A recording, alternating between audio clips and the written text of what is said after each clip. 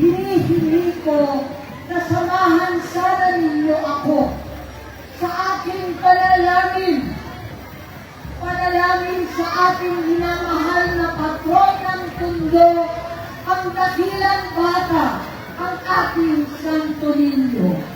Mahal na Poon, ikaw ang nagbigay ng lakas, tapang at talino kay Rodrigo Duterte at sa mga inihalal ng bayan. Sa loob ng maraming taon, pinatunayan niya ang kanyang malasakit, sinakripisyo ang sarili upang magtanggol ng mahihina at buong tapang na lumaban para sa kapayapaan ng bansa. Ngunit, Panginoon, higit sa anumang kapangyarihan, idinadalangin namin ang kanyang kalusugan.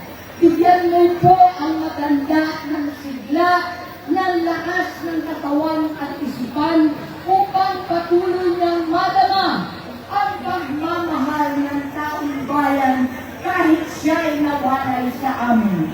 Gabayan mo ang katarungan upang ligtas siyang makabalik sa piling ng kanyang bayang minamahal.